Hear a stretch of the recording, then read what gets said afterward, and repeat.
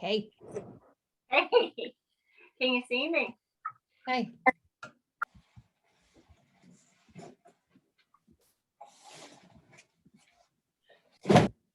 Hi, everybody. I'm Paula Reber. I think that as I looked through the participants and the registration that I recognized all the names that had logged on. I'd like to welcome you tonight. We do have just a couple more minutes until we start, so we'll be joining you shortly. So just be patient here in the meantime. Thank you.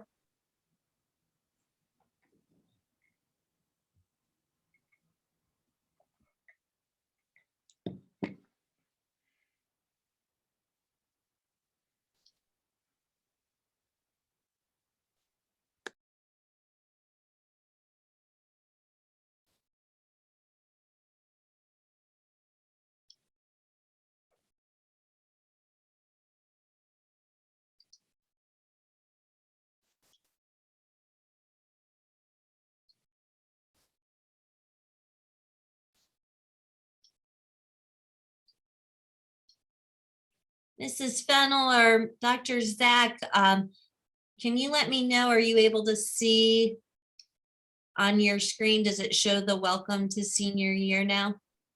Yes. Yeah, I have a different view than what other people do because of hosting. So I wanted to make sure that we're set.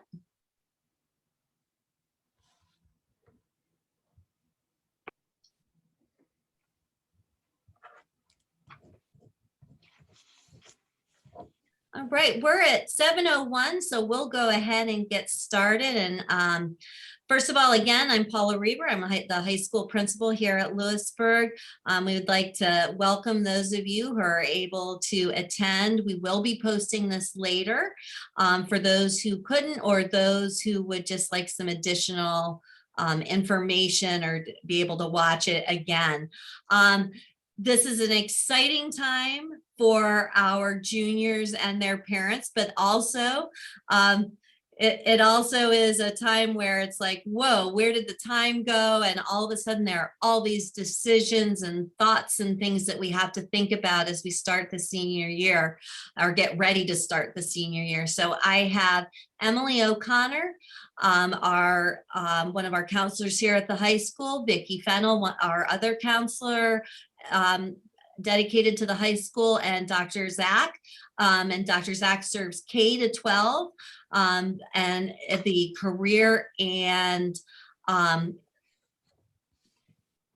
me out, Brenda. Why like the career counseling? There it is. I couldn't think of the word counseling for the career counseling services. So we're going to go through some different items for this evening. If at any time at the end, we'll do a quick question and answer.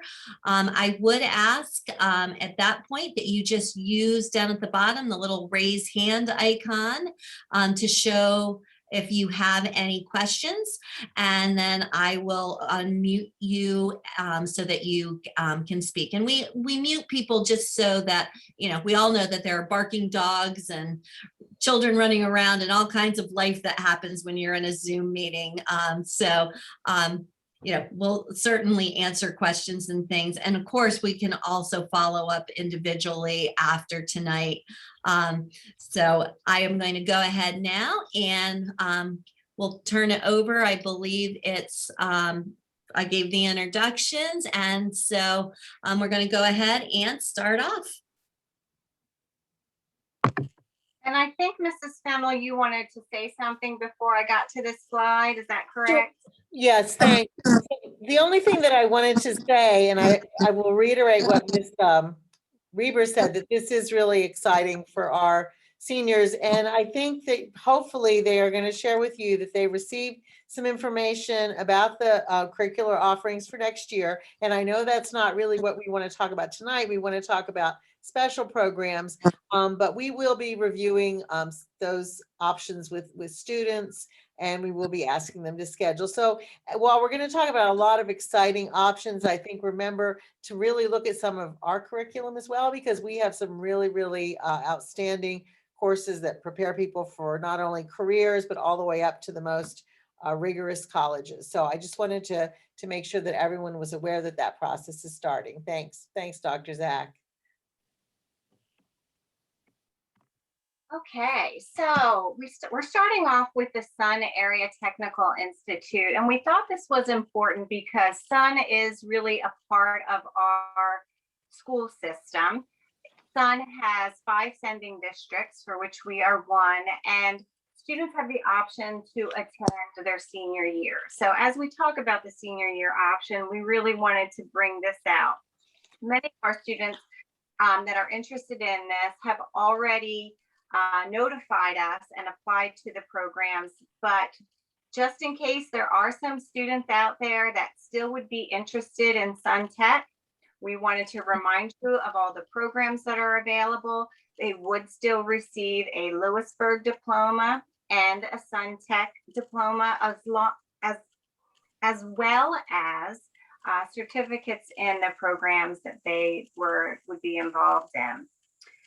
Some people are under the impression that it limits students' choices. It really does not. We have many students who do go on to college from here. They can enter the workforce, or they could go on to college or go to a type of trade school.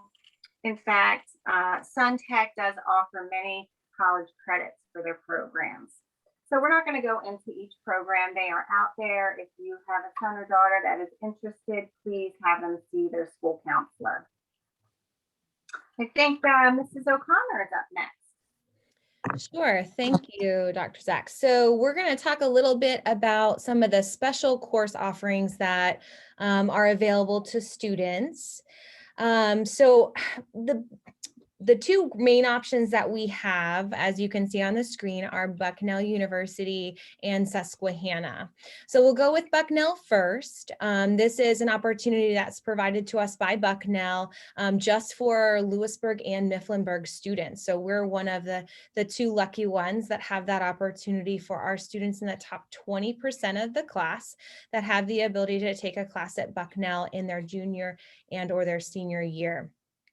Students can take 1 class in the fall and 1 class in the spring at no cost to them, which is really a wonderful opportunity for our students.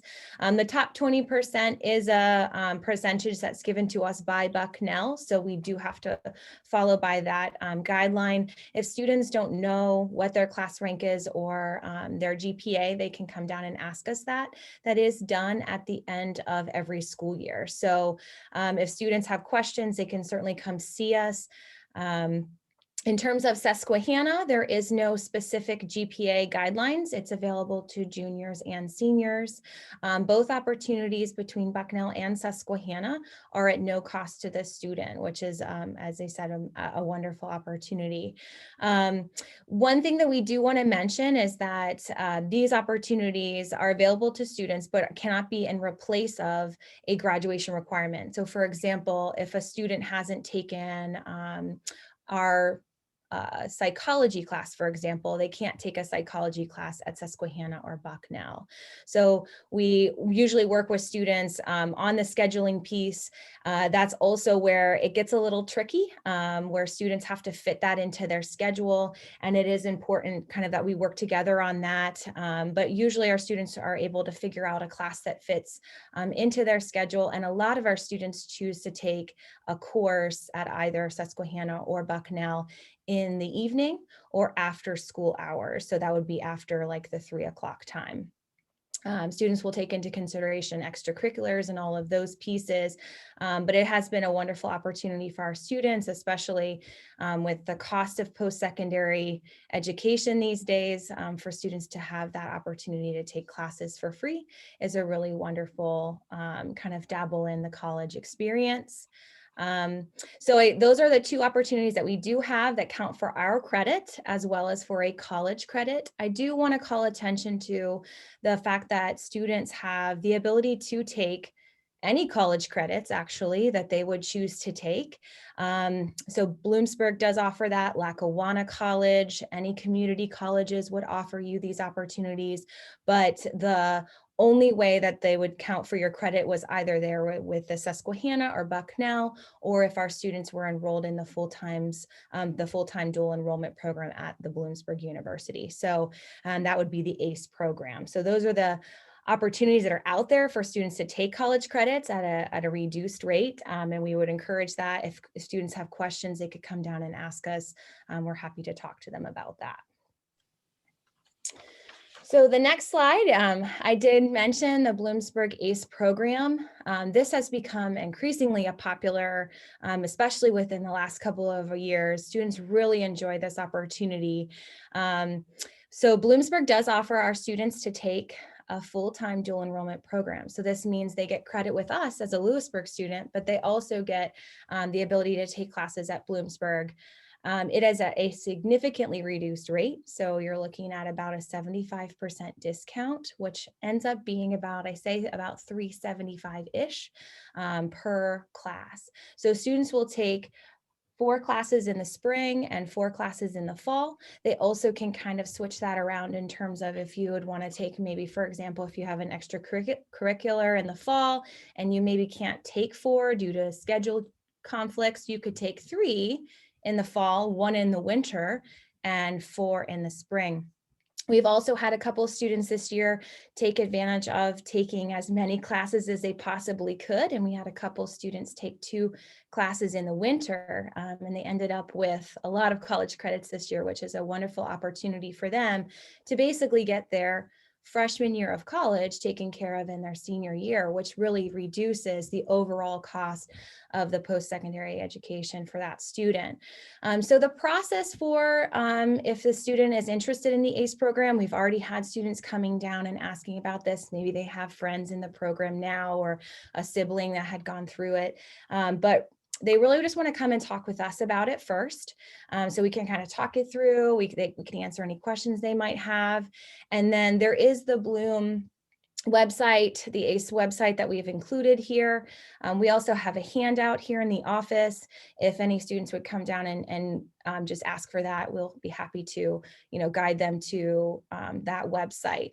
They will apply on the above website, as you can see there, and you will also fill out one of our applications. So we have an internal application that we would ask students and families to fill out just so that they understand some of those specifics about the ACE program.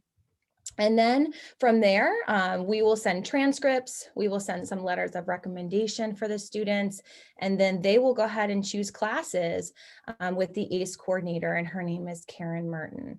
We're actually in the process right now of talking with her about coming and scheduling for our students, and that'll be sometime in May for students who would be entering the ACE program next year. So I think some of the big things, obviously, with the ACE program is just that students are taking classes at the Bucknell's on Bloomsburg's campus. So I think that's something to take into consideration too, in terms of transportation, also paying for those courses, maybe some cost of books. In addition to transportation, you're gonna, think about gas and kind of all those logistics that kind of factor into a decision for you and your student.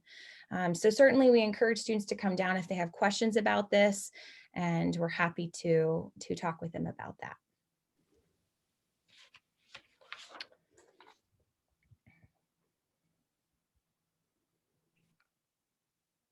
Okay, so we're going to talk with you a little bit more about the college and career activities, some of the things that your students have already done. Most of you, your students have had the career exploration class. In 9th grade, it was called Personal Finance and Career Exploration. And in that class, they did a lot of interest surveys and found out about the economics of careers that are available. But then we revisited that. In 10th grade, I came into some classes, and in 11th grade, I came into some classes. And actually, those pictures are pictures of our students in the library. They had mock interviews with community members. So they have done quite a bit of career preparation.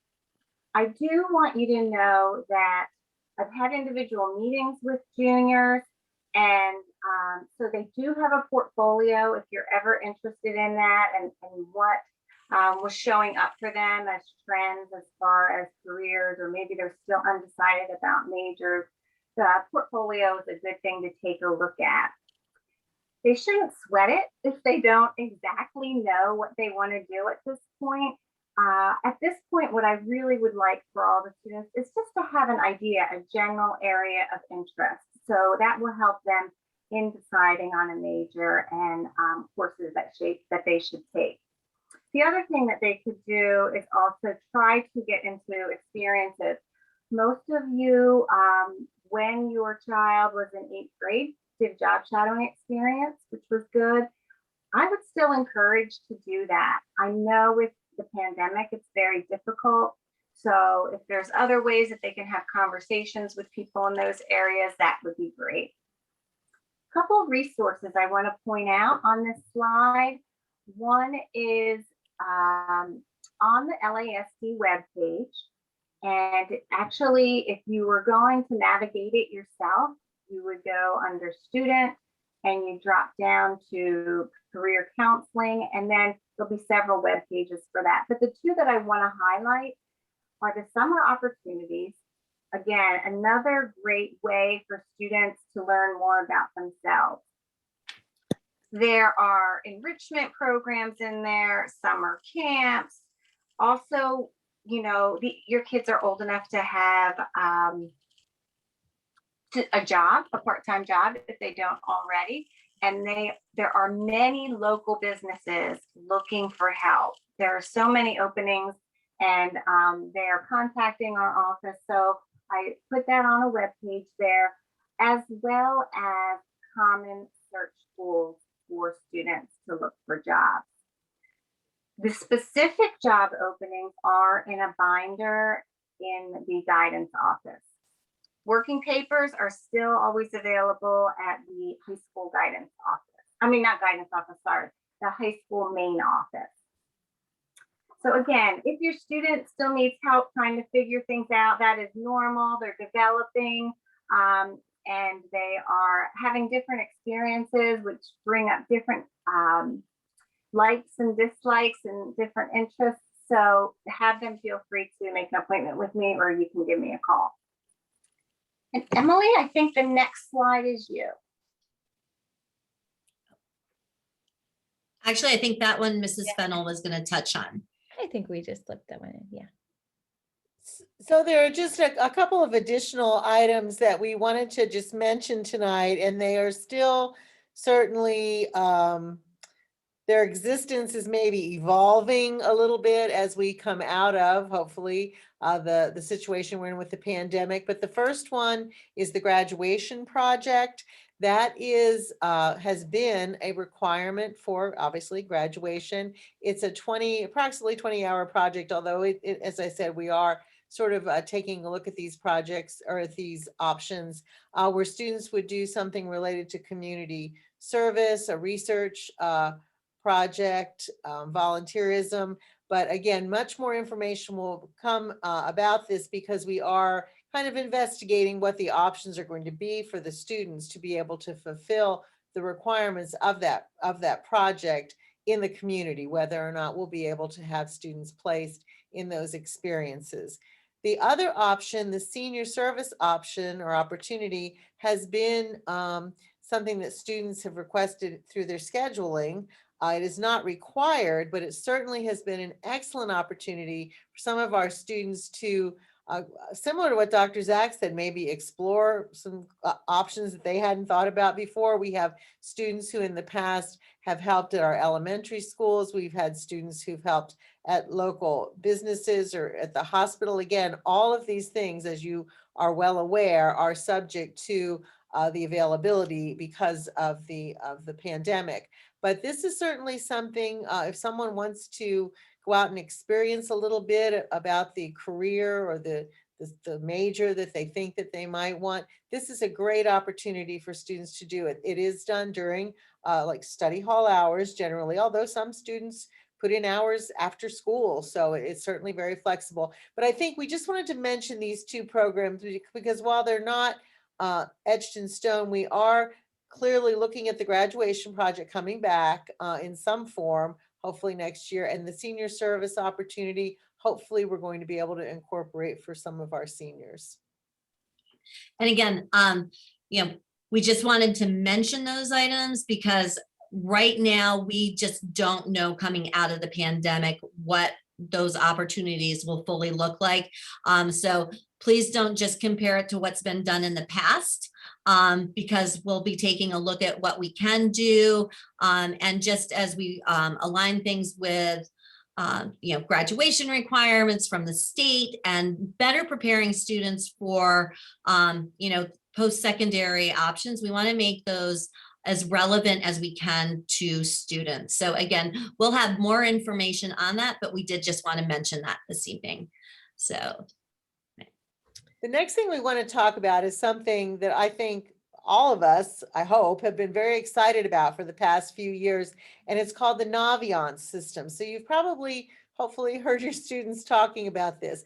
The Naviance system is a tool designed for a lot of purposes. One, it can be used for college planning, college searching, and also for career planning, looking at different careers, tying the two together, where maybe if I want this career, which colleges would I look at? And Mrs. O'Connor is going to explain a little bit about that in a minute, but we are going to ask all of the juniors to be sure that they know how to log in to this Naviance system, because as you'll hear in a few minutes, it's not only important to their doing research and exploration, it's also going to be very, very important for those students who do plan to apply to colleges. So the way to get into Naviance is pretty straightforward. As again, as Ms. Reber said, we'll be sending this out and giving this information to the students.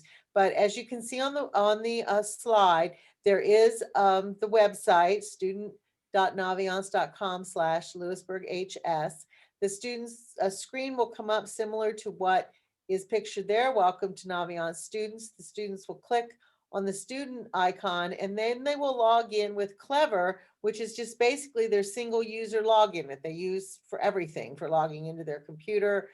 So they will definitely know what this is, and then they will continue into the website. And I think I probably can speak for all of us. We have probably, other than the college piece of it and some of the career options, I think we're just touching the surface of what this program can do. So, maybe your child will be the one who'll find something really exciting they can tell us about. But there are just so many opportunities for students to use this. And I will let Mrs. O'Connor maybe describe some of those as well. Go ahead.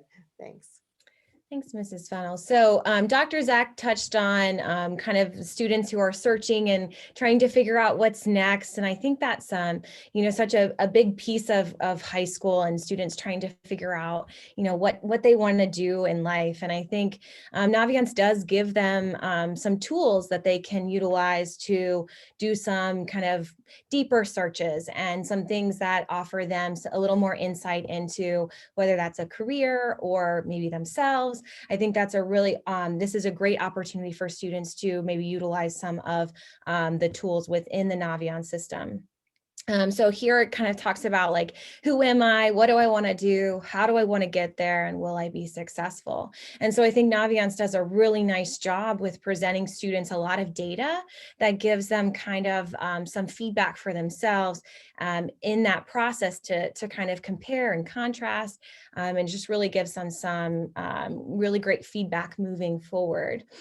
So you can see here, this is the main screen that students will see when they log in. So you will see that there is specific pieces within that colleges tab, under the careers, under the About Me tab. There are a lot of assessments that students have the opportunity to do. There's also the Road Trip Nation, which is a really extensive massive amount of interviews of people who have really fascinating careers, who've talked about their journey to get where they are. So there's really some amazing, I personally enjoy the interest profiler, the About Me, under the About Me, under the assessments. It's the Do What You Are, which is a Myers-Briggs type personality profiler. I think students really like that one. That gives them some ideas and And even this morning in conversation with Miss Reber and some students kind of talking about, you know, it's really great to know what you don't always like, to know what you do like, and kind of getting to that place where you start to figure out, you know, what do I want to do? And so it kind of gives you that really great feedback for yourself moving forward on some things that are you're really good at, and to kind of fit some careers with that. So we can go to the next one, Ms. Reber. So I think the biggest thing that sometimes students want to know is like, wow, how do I start? You know, I think that's the biggest question. Naviance does offer students 6 search tools. So there's some specific ones that are a little more advanced, but then there's also the broader one, which is pictured here, which is the super match. So students perhaps have tried this before, but there's a lot of different configurations. You can drill down to be as specific as you want to as broad as you want. And then from there, what's really helpful is it works similar to a social media site where students have the ability to like and save the searches, as well as it can put it into their favorites list. So it gives students that opportunity to kind of go back to that school or go back to that search to say, hey, what was that again that I was looking for? And I think that's a really helpful option for students when they're kind of making that initial steps. And then from there, they can kind of refer back to it just as they continue on that process for themselves. So there is a lot of other search engines out there that is very similar to the Supermatch. So maybe you're familiar with, you know, the College Board or CapEx. There's some other ones out there too, obviously Niche. So you can look at kind of, they're all very similar, but Naviance offers this to you and that ability to refer back to it, which I think is really helpful. And then, you know, from your favorites list, you can add it to the schools you're applying to. It just kind of gives you that one-stop shop opportunity when you're kind of creating that initial, that list for yourself. So then from there we have, I mean, there's just so many, as Ms. Fennell mentioned. We can go to the next slide, Ms. Reber here. There's the ability then from there, once you've created a list of schools that you're thinking about, that you can actually compare them and you can kind of look at your information, and then you can look at that specific school's information, and it gives you some feedback for yourself. And what's really helpful as students are making this, you know, doing this process, that they're getting more and more information and feedback for themselves. I've even had some students who have created a spreadsheet, you know, with all of this information, but Naviance can keep track of that for you as well, which I think is really helpful. And it can give you that snapshot information. Moving on to the next one. Colleges and universities provide the information to Naviance that's listed under their account. So this is just a brief overview of kind of some of the things that you would see under a specific school's page, which is very helpful. You can kind of look at, you know, and of course this is going to be some estimates, but it gives you a snapshot, which I think is a really helpful tool when you're like, wow, I really want to kind of look at a bunch of different options here. I want to look at a bunch of different schools. It gives you that ability to kind of look at what is their graduation rate, what is their acceptance rate, what are some of their deadlines, because those are going to be things as you move forward that are going to be, you know, super important for you. And it just gives you that that pretty quick and efficient way. And then from there, they have all of the links that you would need then to kind of create a more sophisticated search. So if you wanted to go to that school and go to their website, which has usually a wealth of information, whether that's majors or programming, you know, financial aid information, all of that is then can be linked out to schools' websites very quickly and easily from the Naviance system. So I think, you know, while we're talking about these ways, obviously these computer programs are really wonderful. But remember, when you're compiling a list of colleges, for those of you who are looking to go to college, there are some still old-fashioned things that you can do. And that would be like, you know, talk to members of your family, maybe who have gone to school. Be sure to make like a wish list of the types of things that you might want to see in a college. Students should soon be getting some emails or mail from colleges based upon their PSAT scores, or those, some of you are taking SAT scores. Obviously use the online programs. As Mrs. O'Connor said, there are a lot of good programs, Big Futures with College Board. They're just Peterson's. There are many, many other programs, but we do like, Navient. So we're going to just push that a little bit more, I think. And obviously visiting campuses, I think things are starting to open up now where you can go on like visits and tours of college campuses. So that's always good to see, what a campus looks like. And then just try to put everything together. Like, what are the things I'm really looking for? How far away from home do I want to go? Like, do I want a big school, a small school, a big city? So all of these things that you, questions you can ask yourself about what would make, the super match, as Mrs. O'Connor was describing, that would be a perfect college for you. Now, we will also be meeting with the students to just discuss not only their curricular choices, but also a little bit what their plans are, so that as we hear of things or as we think of courses that might match their desired outcome, we can suggest them to them. So the students are aware that we'll be meeting with them and we'll be reviewing a lot of this information with them. I think, I know that many of you have probably gone to the college fair that we offered at Bucknell University. Obviously that didn't happen this past year. I think it's a little bit in question whether it's going to happen next year, but there are a lot of virtual college visits, which I know Mrs. O'Connor has mentioned in some of the newsletters. But again, check to see if people are doing in-person tours, because I think as the summer comes, that is going to happen.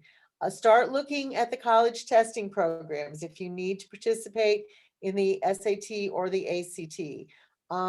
This year, many of the seniors found that schools were test optional because it was very difficult to take an SAT or an ACT last year.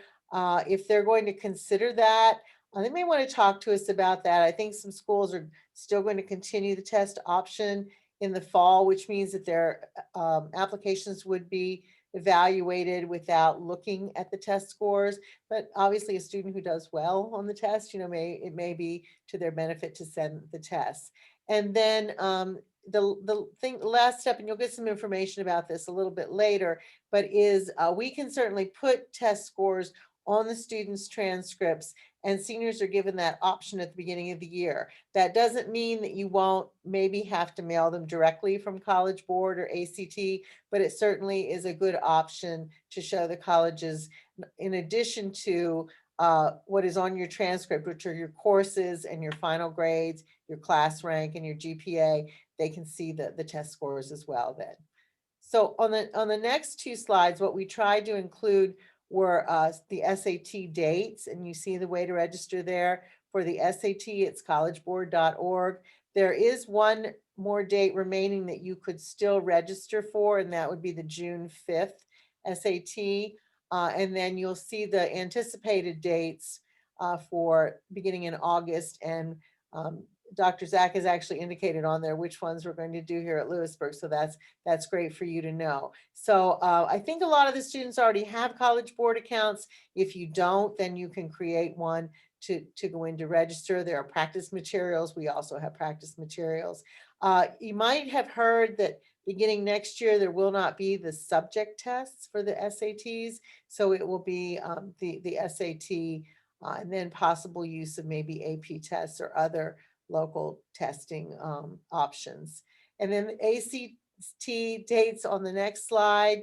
You'll see there are two more dates remaining, June 12th and July 18th, and then the dates for next year. And we can certainly help you find schools that I think there's an error that June 12th, 2022 should be, or that may be a leftover one from this year, but we can certainly help you find schools that would be offering those tests. And also for next year for the SAT and ACT, Dr. Zach is going to be the coordinator of that. So that'll be handled through the high school. I know it's been a little bit confusing sometimes for folks this year because, or the past few years, because Mr. Bennett has been doing that. And so he will be, as he leaves and goes to his new employment, Dr. Zach will be doing that. So we'll be able to coordinate and disseminate some of that information a little more easily. just wanted to add, if you don't mind, my son is a senior this year, and so he'll be going to college next year. And he scheduled the SATs about 3 times, and they were canceled each time. And it really was not an issue when he applied to the schools that he applied to. But I will say, as he is applying for scholarships, I noticed that some of the scholarships are still asking for standardized test scores, such as SATs and ACTs. So I don't know if they will catch up to that and they will make that optional too, but I wanted you to know that that was an experience that I had this year. So I guess my advice would be to go ahead and at least take the test. You can still do test optional with any of the schools. You do not have to send them. But if you don't take it at all, it may affect some scholarships that you can apply to. Thanks, Dr. Zach. That's great feedback. I think too, when we think about, I'm going to put a shameless plug in here for the next week. We are going to be working with some Bucknell University students who have put together a panel. And one of the big questions is really going to be this kind of standardized test and test optional. And I personally have a lot of questions about that. So I'm really looking forward to that information that those individuals are going to offer us, kind of some insight into those areas as well. But I think the other advice that I would offer out here is that talk to those schools, talk to the schools that you're considering. Maybe you have a couple of schools you really love and you have questions. Get to know your admissions rep, ask those questions to them. They want to talk to you. So that's where I would really encourage that individual extra effort to if you can't step on campus, to reach out via email, to attend some of their Zoom sessions if they offer them, and ask those questions, because each individual school is going to have a different policy, and definitely you want to keep that in mind as you're moving forward in your planning process. So the next step is the application process. So as Mrs. Fennell mentioned, that Naviance offers us the ability for students to utilize Naviance as an electronic document transfer, which is really helpful for record keeping purposes, as well as for students who like to just know exactly what's going on. You can know when your information was sent. You can know when your letters of recommendation have been sent, and it just helps students keep an eye on those things, because in the past, we can kind of speak to that here for a second about, we used to snail mail things and it was just a lot more confusing. So what's really helpful about Naviance is that as you kind of are moving forward in your college process, you'll make a decision. You'll decide how you would like to apply to these colleges and universities. We haven't included a slide here about Common App, but we're happy to talk further with you if you have questions about that. But the Common Application is really helpful because lots and lots and lots and lots of schools are on the Common App. So most likely the majority of your schools that you would be applying to would be on the Common App. So it's basically your one-stop shop for application. Sometimes colleges and universities will have some additional short answer questions that they would want you to include. But from there, really the Common App is that general application for a lot of schools. What is nice about the Common App is that Naviance and Common App are the same company and they speak very nicely to one another. So you will see here that when applying to colleges and universities, you will link your Common App account. If you choose to apply utilizing other application resources, so there are a couple other options, which are the Coalition app, that are direct to the institution. So maybe you have like a number one that you're like, you know what, I'm not going to do the Common App because I'm only going to apply to this school and it's my number one. We would probably recommend that you have at least another. So I'm going to go ahead and say that here. But if you have a number one and you want to apply direct to institution, you would still put that into Naviance. So we're going to say here, you want to add all schools in your Naviance account. So after you decide how you're going to apply, you've put them into Naviance. If you need to link your account, you will then request a transcript from us. So that's kind of the process. As we move forward with students, we will work with you on that. It gets a little bit overwhelming and we will walk every step of the way with you. So don't get overwhelmed by that, all the little bogged down by the details now, but you can get in and you can start looking at Common App. But you can't officially apply if you are going to be a rising senior next year, right? You can't officially apply until after August 1st. So that's a really, really important piece. You can start creating that information in Common App, but after August 1st is when you would formally apply. So if you were to apply now, that would be like you were going to potentially going to college next year. So we just want to just put that out there now. As you are maybe finishing up this year, students want to start thinking about letters of recommendation. I think our students have amazing relationships with staff in the building. I think that's such a wonderful quality here at Lewisburg. And I think it's kind of that big decision on who I would like to write me a letter of recommendation. So who should that person be, right? That would be someone who would know you well, whether that's a teacher that you've had a couple of years, or maybe it was a teacher that you had a really hard time in their class, but you worked really hard and that teacher can speak to your character, who you are, inside and outside of the classroom. Maybe that person is also a coach or does extracurricular activities with you, whether that's a club or band or orchestra, that teacher can speak to who you are as a person. So all letters of recommendation will also go through Naviance. So that is, again, where we would use that electronic document transfer to keep all of your information secure and organized.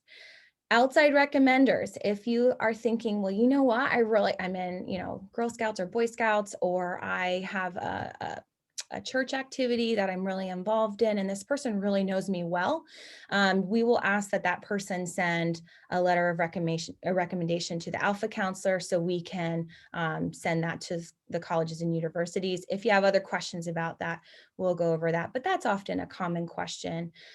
We would recommend that you have at least one teacher. So that would be whether that's in your subject area that you're applying to that major.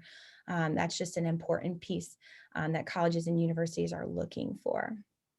So the last piece I want to just say is please ask for help anytime. Mrs. Ike, I have down here, that once you're done with everything, come and talk to Mrs. Ike. She's kind of, that person that if you have a quick question or something, she's definitely a wealth of information. I encourage you to have any conversations with any of us here in the office if you have questions. Just before I talk about student athletes, I think what Mrs. O'Connor said about the recommendations, remember that also could be important if you're going into the workforce, or if you're going to just get a summer job, like to get that teacher on your side, like with a letter of recommendation, I think is always a good thing. And for scholarships, as Dr. Zach was talking about. So I just wanted to mention that. Thank you. Just to talk about student athletes, you probably have heard about the NCAA Eligibility Center. It used to be called the NCAA Clearinghouse. This is primarily used for Division I and Division II institutions where you might wish to play a sport.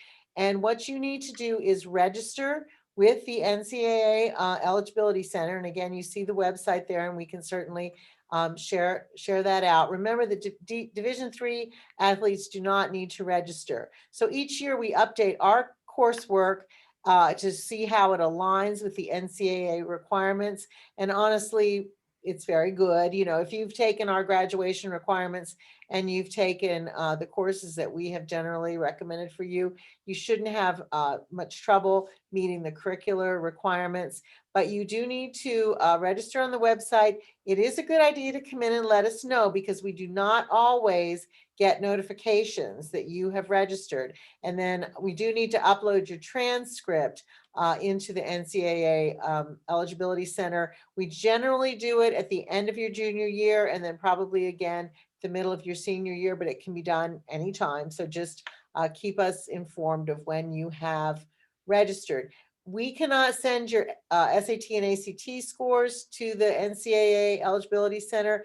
They are reviewing their policy on that a little bit with the COVID, but for now you would need to submit those if you have them directly from the College Board and the ACTs. And then we're going to be spending a lot more time on this in the fall with you, but there is that always important question, like, how am I going to pay for these wonderful colleges that I've now researched and found and wanted to apply to?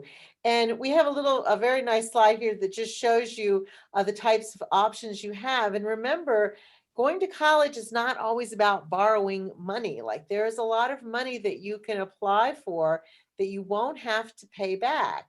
And the first thing are the grants, and they can be federal grants or they can be state grants. That's money that you're given based on your family financial situation, and it does not have to be returned. Scholarships, there can be scholarships for so many things.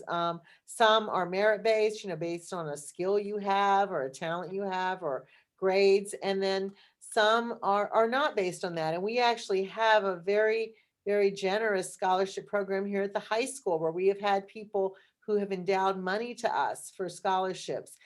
So right now, in fact, our seniors have just turned in their scholarship applications. And I think some years it's $60,000, a lot of money that our students receive in scholarships. So that's very exciting. So be sure to do that little bit of extra work to apply for those. Work study, many colleges have work study. They can be need-based jobs, or they can be other jobs on campus to help reduce the cost of your tuition and your fees.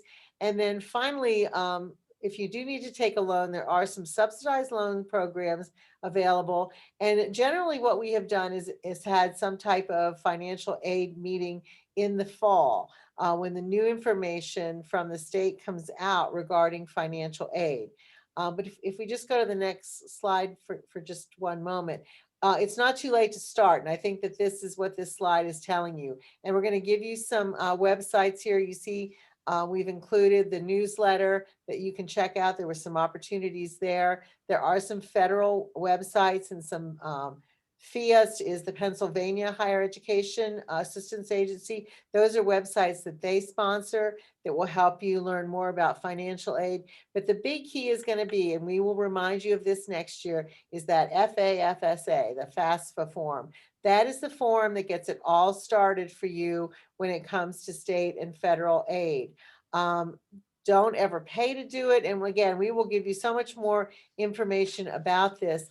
But just remember that there are a lot of different types of financial aid out there. And I think, I know Mrs. O'Connor said when you're in high school, you want to become good friends with your admissions counselor. When you're in college, you want to become good friends with your financial aid office, because sometimes you get to college and there are other scholarships available that you might not have known about. And I'll just give you one example. Several years ago, well, I'll credit my husband with this, but he was looking at the Bucknell catalog while he was waiting for me one day after school. And he said, Vicki, what is this scholarship that I'm seeing here that's eligible for Lewisburg area high school students? Well, none of us had ever heard of it. I mean, I've been here a few years and, so I contacted Bucknell. I said, do you know anything about this?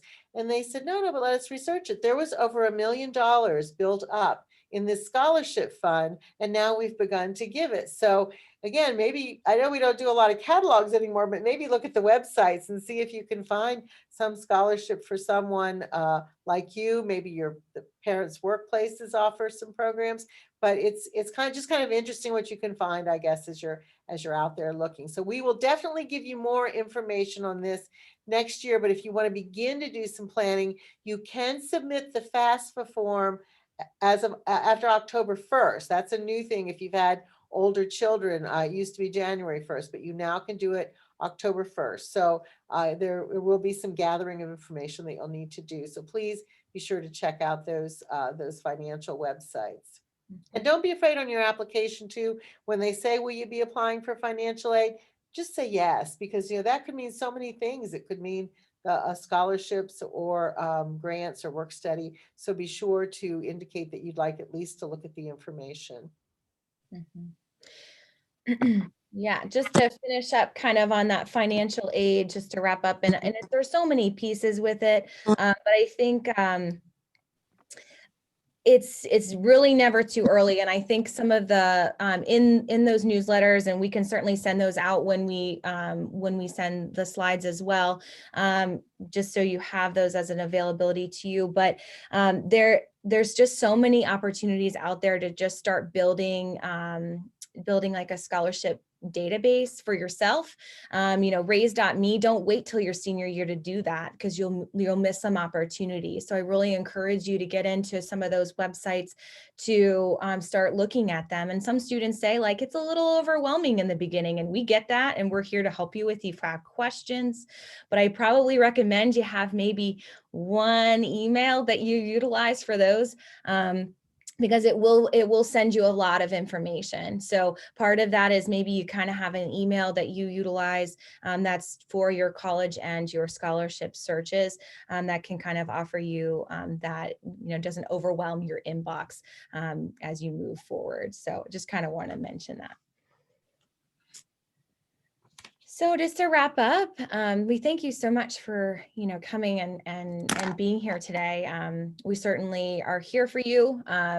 We have provided our contact information for you to contact us via email, through phone. If you need that SEEB code, that's an important number. We have also have it listed here. If you have questions, please come down and see us. We also have an Instagram and a Facebook account. So please do follow that. And you'll hopefully be getting some good information from those sites as well. So.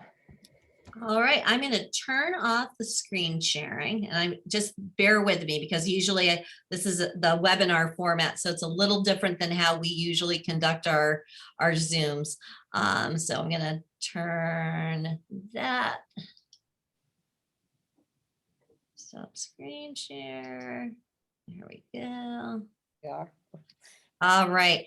And now I can get into, so for, if you have any questions, please use the icon to raise your hand. There was a question about the code for Naviance. What's our code for Naviance? And I believe that was just. Yeah, it's a really great question.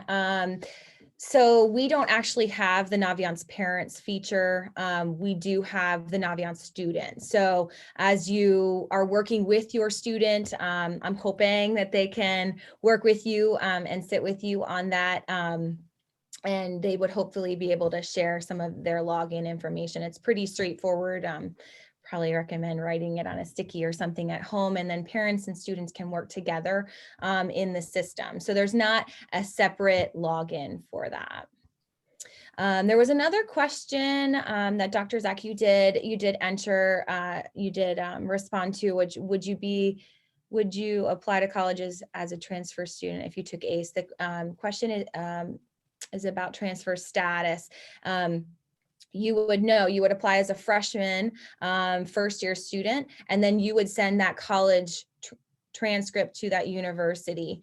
I didn't mention it, and I'm sorry I didn't. I think this is a really, really great question. As you are looking at dual enrollment, not every college and university will accept that for you. So you do want to make sure that you're asking those questions when you're going through your search, and maybe you're talking to those college admissions officers. I will say that it's pretty rare that they don't accept them, but I do say that you want to talk to those colleges and universities to be assured, if that's the reason why you want to take the ACE program, that you are looking at those individual programs you plan to attend and apply for, just so that you're cross-referencing those pieces. Sometimes colleges and universities will want you to take a repeat class. So if you took, for example, a biology lab, and you were going to be a biology major, they may want you to take their lab as well. So those are pieces that, you know, kind of happen, but you would be applying as not a transfer student, but a freshman. Great. Emily and Vicky, can you see, does anyone else have their hand up or? There is a question about whether or not you can do ACE part-time, like 2 classes at ACE and the rest of the classes here. I don't know, Emily, do you want to talk about that, or I can talk about it? It's up to you. No, we unfortunately we can't allow that. We only have a dual enrollment agreement with a full-time Bloomsburg ACE program. You can take classes, as mentioned before, as an ACE or in the ACE program rate, as mentioned, but that we can't count that on our transcript. But it still counts as a college credit, and it is a great opportunity should students want to take 1 or 2 classes in addition to what they're doing here at Lewisburg. Well, Mrs. O'Connor, maybe he's referring to the STEM program where students are involved part-time. They come to the high school part-time, and then they can go to Bloomsburg part-time. I will say it's tricky with the schedule. We have done it. I don't think we had anybody this year. Is that correct? But I would circle around with the guidance office if that's something that you're interested in.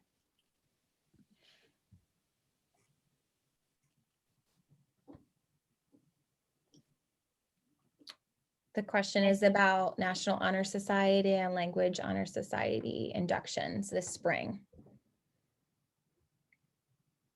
National Honor Society, we had sent out that will be now that the 3rd marking period is complete. We'll be getting that information out. And the other one was, I believe, foreign language, did you say?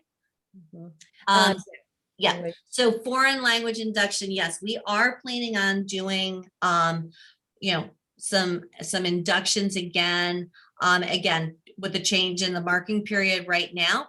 I know, like, typically it seems late because we normally would have started the 4th marking period in March. But again, we might have to do them separately and not combined, but all of those things are being talked about as to how we will provide those opportunities for our kids.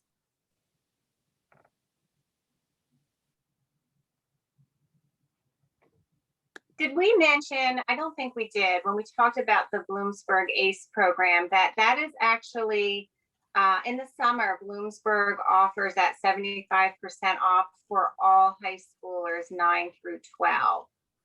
So if they just wanted to get 1 or 2, maybe their English composition class or something else, they could maybe think about, but they don't want to miss their senior year, they could think about a summer class. Yeah, absolutely. And we do have some students, you know, that still are doing, again, if you're in ACE, any of our extracurricular or co-curricular. So any of our music is considered a co-curricular. So, you know, again, while you can't do the full credit, students certainly are the full course, you know, I'm sorry, they can't like go back and forth right now and do like 2 of their credits here and 2 at ACE, but they do are able to come in during their music programs. All right, can you read the next question? How are you handling out-of-town prom guests? Looks like that actually would be it. That's actually not how this forum is, because we're posting it for college information. We have more information that will go out about that, but we want to specifically limit our comments tonight to next year and the planning process.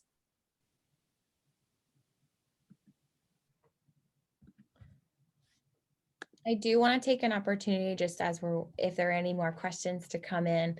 I do want to mention that the ACE program this year for our students was online. So I think that's something as you make some decisions, I think we had some students take advantage of Susquehanna opportunities because it was online. And I think as colleges and universities make some decisions moving forward, that will obviously be something that you want to take into consideration, that the possibility that it may be online. But I will say that what I am hearing is that their goal is to be in person next year for Bloomsburg, as well as Bucknell and Susquehanna.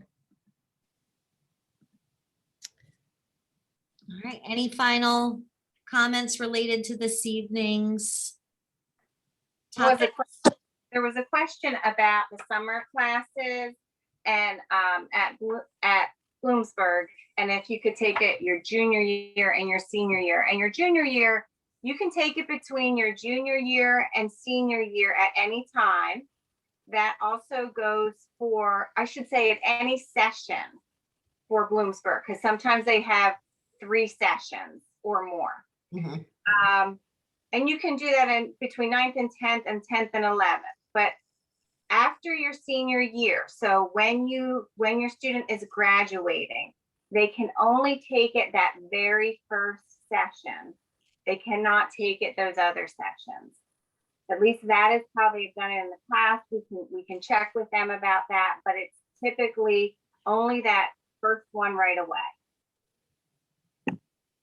because it starts in May. So for many students, it starts before they actually graduate. So that's kind of what their reasoning was. All right. And we didn't plan this, but that's 8 o'clock on the dot. So again, we will be posting this and we'll be sending the link.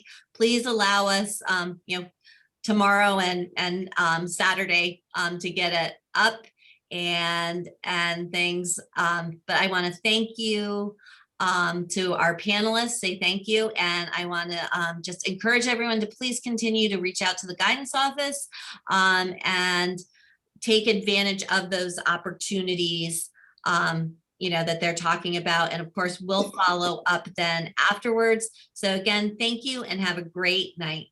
Bye. Thank you.